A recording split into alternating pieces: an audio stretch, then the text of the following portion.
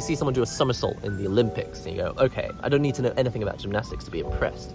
But with Street Fighter, if you do 5 one-frame links in a row, who's gonna know? Welcome to a mobile NihongoGamer video. It's been a while since I've done one of these. I realized I don't really watch other people's streams when it comes to fighting games. Even when tournaments happen, I only really tune in for like the end, maybe the grand finals, or if it's a new game that I'm trying to learn, I'll watch the pools because I want to see what low-level play looks like. Fighting games have a bit of an uphill struggle when it comes to being interesting to watch as an esport. So I'm not saying that fighting games have to be esports, and obviously fighting games were in the arcades before esports was ever a word, right? And people will enjoy fighting games for this in the same way that they enjoyed them in the arcades forever.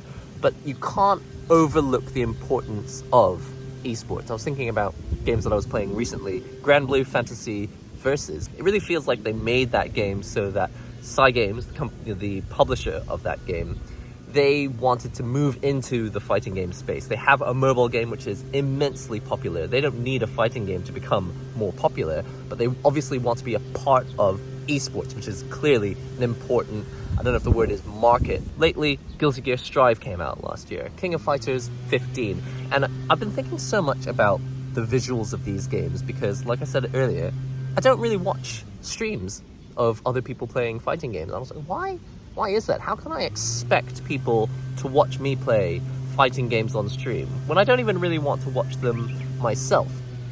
And it occurred to me, they're just not very interesting to watch. It can be interesting if you know a lot about the game, if you find that game interesting and you know all the moves, you know all the hit boxes, all the hurt boxes, all the collision boxes, you know all of the shimmies, the option selects, you know all of the footsies, you know the combos, you know the one link timings.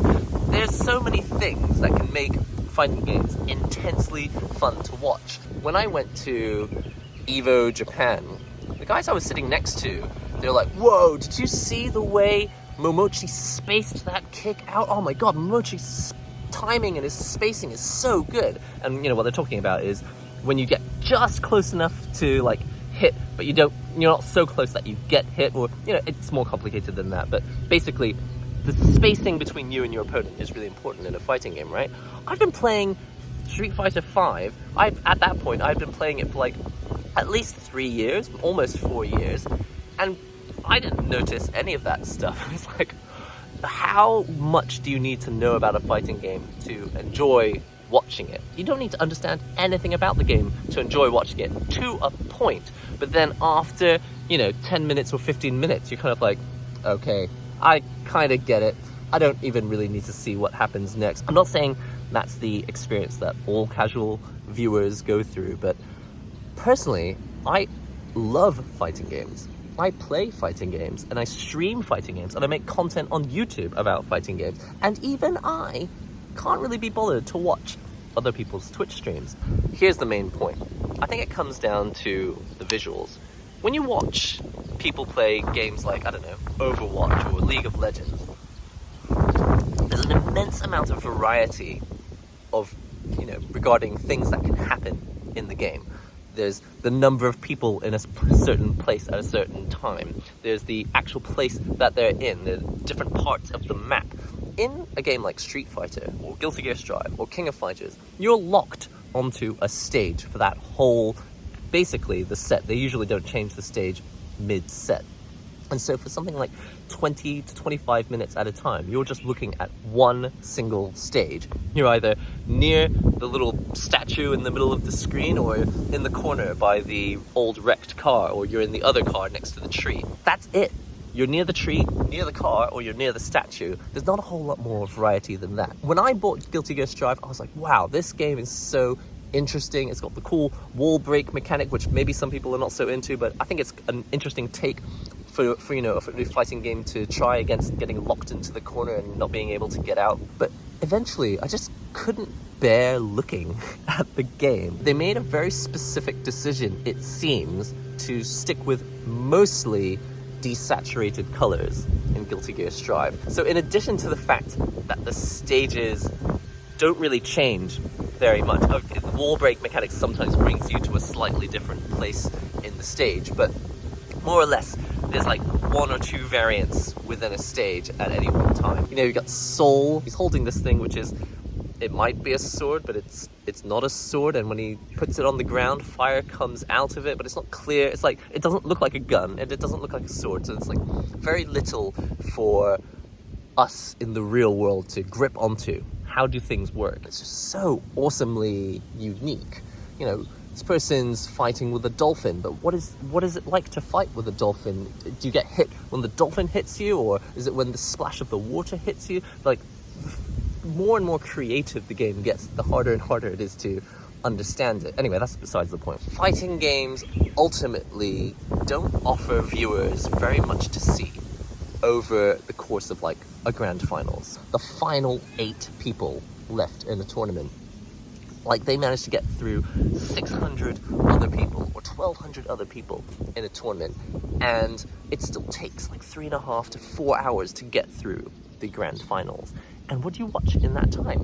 Like 2 or 3 stages. You're not looking at a whole lot of variety that you haven't already seen for the other 9 to 10 hours of pools, and that's just the matches that were televised. One of the challenges facing fighting games going forward as an e-sport is being interesting to people who don't play fighting games, because they're going to reach maximum level. Okay, everyone who's interested in fighting games is already watching. Now we need to get more people. There's a large number of people watching it who don't even own the game, and I think that's a really awesome thing.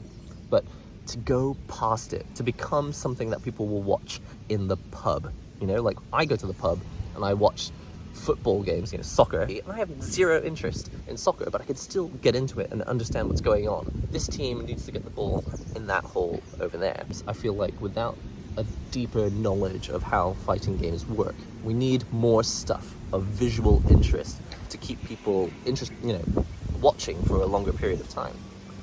You know, in Guilty Gear Strive, if you hit someone in the corner enough times, they break through the corner and into another part of the stage. And I feel like it needs to be more like the Rashid stage. Sorry, can't even say it without laughing. You're like fighting on the wings of a plane, and you're flying through a city, and it just makes you sick watching it. It's not a bad looking stage, but you're like moving into the 3D space, you know, on the back of this plane, basically. You can't help but start to feel unwell, but unfortunately, I feel like that's what the games need.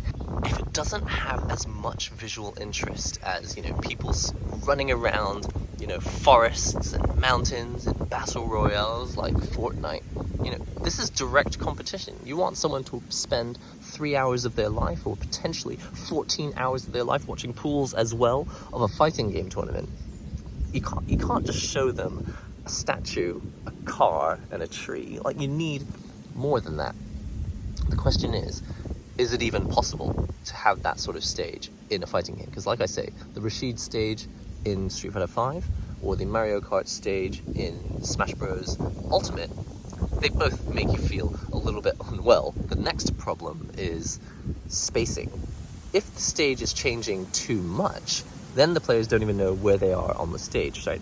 So if I know that I'm bringing you further and further to the corner, I can actually start to predict your movements, knowing that you also know that you're being backed into the corner. You're going to want to get out of the corner. You're more likely to maybe jump towards me or jump out of the corner. If the stage is actually transforming and as interesting as I'm saying it kind of needs to be in the future, how do the players know where they are? We're going to have to come up with new ways to show the players where they are on the screen, or potentially maybe fighting games in the future won't have corners. And I think a number of fighting games did try that. A huge stumbling block is that once you've already got all the people who are interested in fighting games, who else can you get to watch? And it's like, you need casual fans, you know, casual gamers to watch, and then you also need to get to that point, the magical point where people don't mind watching Street Fighter on a TV in the pub. People who are not even interested in games at all, they can be like, hey, that guy with the bandana is beating that guy, you know, with the big muscles and wearing underpants.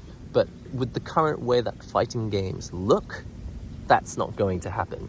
Maybe that's part of what Street Fighter 6 is going with, you know, trying to change, with their ultra realistic look, because I know that was part of the plan for Street Fighter V. They were going to go for a really gritty look, but maybe going with a really realistic look is to help more casual fans who are not interested in video games or comic styles or anime looks. Maybe it helps them get more into it. Like, you know, they don't mind watching mixed martial arts tournaments, and those people are just gritty looking people who have obviously been hit hard and, you know, feeling the pain. Maybe making a game more realistic looking is part of helping people empathize more with the pain and the impact of all the hits happening in the game. I don't really know what the answer is, but that's all I wanted to talk about while I was having lunch, just sitting here on the grass by a tree and thinking, you know, fighting games need to change. I'm not saying that they're boring. I'm not saying that I'm bored of them. I'm just saying, even if there's like a really good opportunity to showcase esports to everyone, when people finally see it, are they going to really be bowled over and wowed and going, wow, this is something I didn't know existed? They're probably just going to look at it and go, the characters are much bigger than I remember them in the old days. For something to be really successful visually, it has to make you go, whoa, how could people do that? And when it's a video game, it's very difficult to see and understand what made that what just happened actually difficult. You see someone do a somersault in the Olympics in gymnastics and you go, okay, that looked really difficult. Whoa, I'm impressed. I don't need to know anything about gymnastics to be impressed. But with Street Fighter, if you do 5 one-frame links in a row, who's gonna know? Who's gonna realize unless the commentators tell you? That's all I wanted to say while having lunch, thinking about fighting games. As always, never really not thinking about fighting games. I will see you all in the next NihongoGamer video and or stream. Be sure to subscribe if you're not already, like the video if you enjoyed it. Come and hang out on the Twitch stream, you can follow there for free. And if you want to chat more casually, all day, every day, any time of the year, you can come and join the NihongoGamer Discord. I'll see you all next time.